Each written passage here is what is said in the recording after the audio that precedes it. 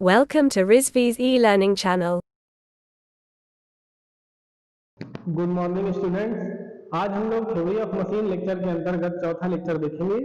तो theory of machine में अब तक हम लोगों ने पहली यूनिट के 3 अदर लेक्चर देख चुके हैं। तो पहले लेक्चर में हम लोगों ने थ्योरी ऑफ मशीन डेफिनेशन के बारे में देखा था, रिलेटिव मोशन क्या होता है वो देखा, मशीन की डेफिनेशन देखा। उसके अगले दूसरे लेक्चर में हम लोगों ने क्या क्या देखा? दूसरे लेक्चर में हम लोगों ने देखा काइनेमेटिक्स क्या होता है, डायनेमिक्स क्या होता है। उसके जस्ट अगले लेक्चर में यानी तीसरे लेक्चर में हम लोगों ने क्या देखा? ये रिजिड बॉडी और रेजिस्टेंट बॉडी क्या होती है। तो उसी क्रम में आज हम लोग देखेंगे चौथा लेक्चर। तो चौथा लेक्चर में हम लोग सबसे पहले देखेंगे काइनेमेटिक लिंक क्या होती है। काइनेमेटिक लिंक क्या होती है तो सबसे पहले उसकी डेफिनेशन देखते हैं। Each part of a machine which has motion relative to some other parts is known as a kinetic link. It must be resistant body. अब पढ़ने से तो कुछ नहीं समझ में आया होगा, तो हम छोटे छोटे हिस्सों में तोड़ के समझते हैं कि रेजिस्टेंट बॉडी नहीं, काइनेमेटिक लिंक क्या होता है। तो देखिए, each part of a machine मतलब हर मशीन का वो छोटा से छोटा हिस्सा, हर हिस्सा विच हैज मोशन जो किसी न किसी मोशन में है, जो गति में है, relative to some other part मतलब किसी उसी मशीन के किसी अदर पार्ट के साथ मोशन में है, ठीक है, is known as kinematic link और उसको काइनेमेटिक लिंक के नाम से जाना जाता है।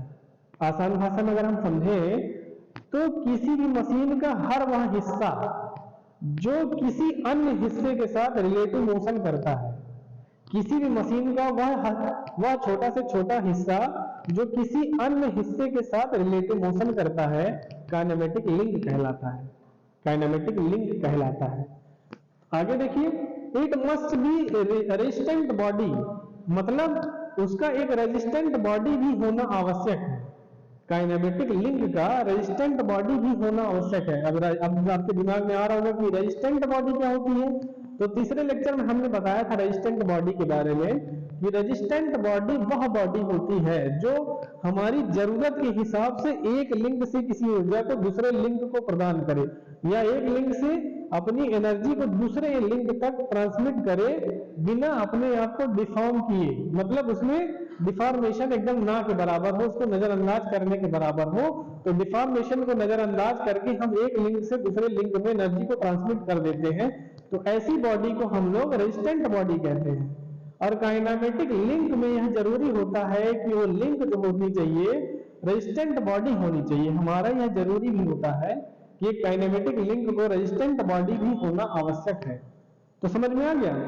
आइए हम एक छोटे से फिगर से समझते हैं कि काइनेमेटिक लिंक समझ होता क्या है। देखिए,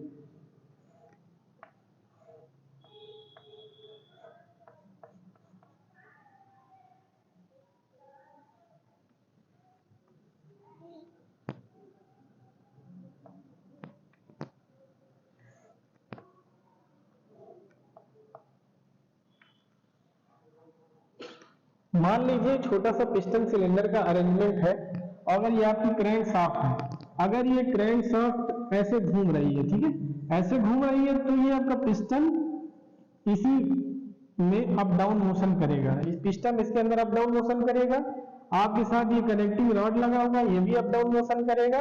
और ये क्रैंक शाफ्ट है वो भी आपका रोटेटरी मोशन करेगा। तीनों चीजें मोशन में, आपका पिस्टन भी मोशन में है, कनेक्टिंग रॉड भी मोशन में है और ये क्रैंक शाफ्ट भी मोशन में है। तीनों चीजें एक दूसरे के साथ रिलेटिव मोशन कर रही है, यानी कि ये तीनों ही चीजें आपकी काइनेमेटिक लिंक कहलाएंगी।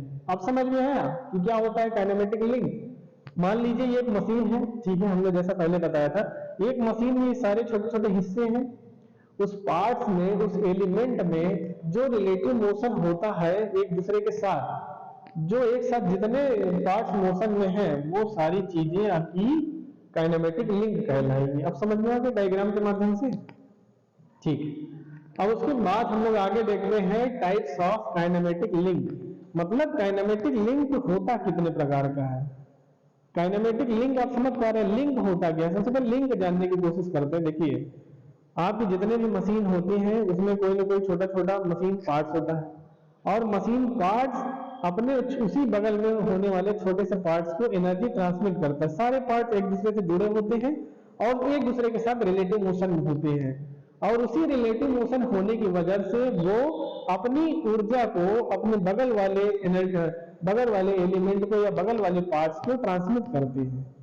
ऐसी ट्रांसमिट करने के दरमियान मशीन में जो मोशन होता है उसी के द्वारा हमको वर्क की प्राप्ति होती है, यानी हम वर्क को अचीव कर पाते हैं, हम उस काम को कर पाते हैं जिस काम के लिए हमने मशीन बनाई है। ठीक है, तो हर छोटे छोटे हिस्से के जो रिलेटिव मोशन होता है उसको काइनेमेटिक लिंक कहते हैं।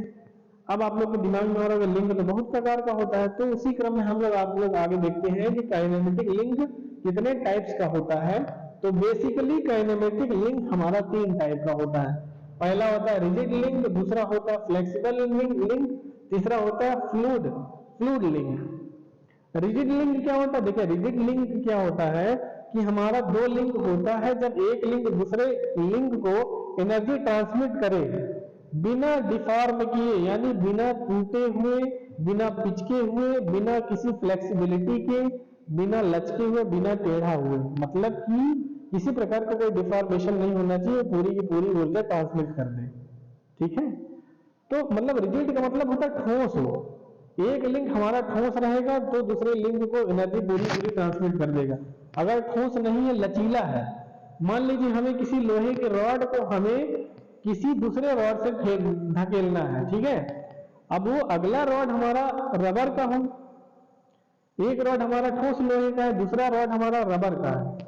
रबर भी हमारा कोई ना कोई तो मटेरियल है, उसको हम लोग एक लिंक की भांति इस्तेमाल कर सकते हैं। अगर उस लिंक से हम लोहे वाले रॉड को धक्का देंगे तो हो सकता है हमारी रबर वाली रॉड फ्लेक्सिबिलिटी के कारण लचक जाए और बगल वाले लोहे के रॉड को धक्का न दे पाए। धक्का नहीं दे पाएगी तो अगली वाली रॉड हमारी खिसकेगी नहीं, मोशन में नहीं आएगी। अब मोशन में नहीं आएगी तो हमारा काम जो होना है वो काम सार्थक होगा ही नहीं, काम सार्थक नहीं होगा तो हमारा वो रिजिड लिंक कहलाएगा ही नहीं।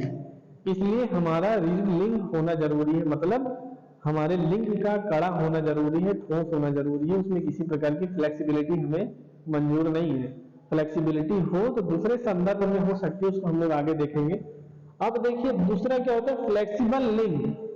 अब आप सोच रहे होंगे कि सर ने इससे पहले वाले रिजिड लिंक में ये बताया कि हमारी लिंक फ्लेक्सिबल नहीं होनी चाहिए। अब उसी में दूसरे टाइप्स में ये बता रहे हैं कि फ्लेक्सिबल लिंक भी कोई प्रकार का लिंक होता है। फ्लेक्सिबल लिंक होता है, लेकिन हम डायरेक्टली किसी लिंक से दूसरे लिंक को धक्का दें या डायरेक्ट मोशन में लाएं तो उसमें आपका मोशन नहीं होगा, उसमें आपके किसी प्रकार का काम होगा नहीं, एनर्जी ट्रांसमिट नहीं होगी। फ्लेक्सिबल लिंक हम दूसरे हिसाब से देखते हैं। जैसे मान लीजिए आप आटा चक्की गए होंगे आटा पिसवाने, ठीक है, अब गेहूं जब भी आप पिसवाते हैं तो उसमें देखे होंगे बेल्ट पुल्ली की मदद से चक्की चलती है। बेल्ट पुल्ली वाला अरेंजमेंट में क्या है, देखिए एक पुली होती है जिसमें मोटर लगा होता है और दूसरी पुली होती है जिसमें चक्की लगी होती है। एक पुली जब रोटेट करती है तो चक्की वाली जो पुली होती है उसमें एनर्जी कैसे ट्रांसमिट होती है, किसी न किसी बेल्ट के माध्यम से। अब यहाँ पे जो बेल्ट लगा होता है वो एक पुली से दूसरी पुली को एनर्जी ट्रांसमिट कर रहा है। वो एनर्जी एक लिंक से दूसरे लिंक में ट्रांसमिट कैसे हो रही है, बेल्ट की वजह से। तो इसलिए यहाँ पे हमारा बेल्ट भी एक प्रकार का काइनेमेटिक लिंक है जो एक शाफ्ट को दूसरे शाफ्ट से जोड़ रहा है, एक पुली को दूसरे पुली से जोड़ रहा है। आइए थोड़ा सा देखते हैं डायग्राम के माध्यम से।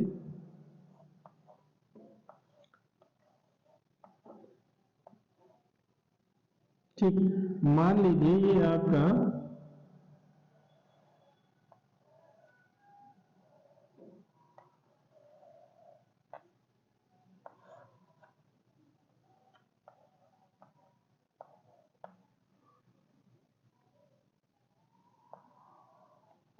देखिए अब आपका होगा क्या, एक पुली घूमेगी तो दूसरी पुली भी घूमेगी, किसकी मदद से, बेल्ट की मदद से, क्योंकि बेल्ट आपका मोशन में है। अब आप एक चीज देख पा रहे हैं, बेल्ट किसी प्रकार का ठोस पार्टिकल तो है नहीं, किसी प्रकार का ठोस पार्ट तो है नहीं, रिजिड है नहीं।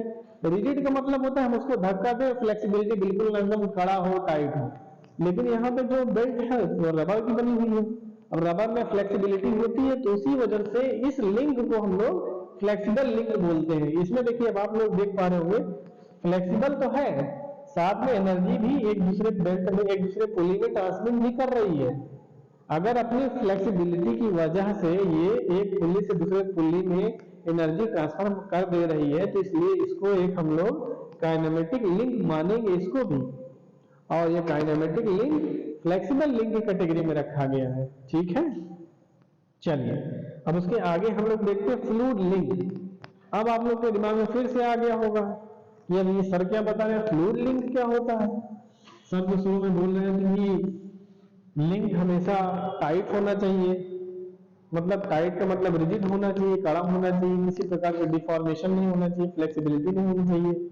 आप उसी में पढ़ा रहे हैं कि फ्लूइड लिंक भी होता है, फ्लेक्सिबल लिंक भी होता है। फ्लूइड लिंक क्या होता है? फ्लूइड लिंक का देखिए सबसे छोटा सा उदाहरण हम आपको बताते हैं। देखिए आपके घरों में अक्सर लोग बीमार पड़ते हैं, अक्सर इंजेक्शन डॉक्टर लगाते होंगे सबको, ठीक है। अब आप सिंपली एक इंजेक्शन लीजिए, ठीक है। अब उसमें आप क्या करिए, उसमें आप भर लीजिए पानी भर लीजिए, लिक्विड ऐसे सक कर लीजिए, खींच लीजिए। अब दूसरी तरफ अंगूठा लगाइए, तीसरी तरफ प्लंजर जो होता है आपका, उसमें प्रेशर मारिए। अब आप लोग महसूस कर पा रहे हो इधर जब आप अंगूठी से दबाते होंगे इंजेक्शन में दूसरा सिरा जिधर प्लंजर लगा होता है उसको दबाते होंगे, तो आपकी उंगली में दबाव मारता होगा। यहाँ पे आपकी उंगली हटाने की कोशिश करता होगा क्योंकि अंदर वो लिक्विड भरा हुआ है। उस लिक्विड को हम मान लेंगे कि वो एज अ फ्लूइड है। तो आप लोग ये देख पा रहे हैं हम एक तरफ से दबाते हैं प्लंजर को, तो फ्लूइड की मदद से वो हमारी उंगली को धकेलने की कोशिश करता है। ये क्यों संभव हो पा रहा है? ये इसलिए संभव हो पा रहा है कि वहां पे जो इंजेक्शन में लिक्विड पानी भरा हुआ है, फ्लूइड भरा हुआ है, वो भी हमारा एक लिंक की भांति काम कर रहा है। वो भी हमारे एनर्जी ट्रांसमिट करने का काम कर रहा है। आप लोगों ने अक्सर देखा होगा खेतों में प्रेशर ट्रालियां वगैरह, वजन भरा रहता है, प्रेशर से प्रेशर रिलीज करते हैं, ट्राली जो है आपके अनाज को पलट देती है, खेतों में मिट्टी पलट देती है, खाद पलट देती है। क्यों पलट देती है? उसमें अंदर फ्लूइड के तौर पे एक फ्लूइड ऑयल भरा होता है, हाइड्रोलिक ऑयल बोलते हैं, वो भरा होता है। वही हाइड्रोलिक ऑयल क्या होता है, एक पाइप से एक चैम्बर से दूसरे चैम्बर में ट्रांसमिट करता है, अपना वॉल्यूम बढ़ाने की वजह से फैलने की कोशिश करता है और लिंक कनेक्ट हो जाता है, और वही लिंक फिर दूसरे लिंक में एनर्जी को ट्रांसफर करता है और वो रॉड खींचता हुआ बढ़ जाता है और ट्राली पलट जाती है, मतलब ट्राली उठ जाती है और हमारा अनाज या खाद जो भी है अपना नीचे गिर जाता है। ये इसलिए संभव हो पा रहा है क्योंकि हम फ्लूइड को एज ए लिंक भी इस्तेमाल कर सकते हैं, फ्लूइड को एक एनर्जी ट्रांसफर का माध्यम मान सकते हैं। तो आज का लेक्चर हम यही समाप्त करते हैं। आज के लिए यही, धन्यवाद। अगले लेक्चर में हम लोग ये रिजिड लिंक, फ्लेक्सिबल लिंक और फ्लूइड लिंक के बारे में बहुत विस्तार पूर्वक पढ़ेंगे। तब तक के लिए धन्यवाद।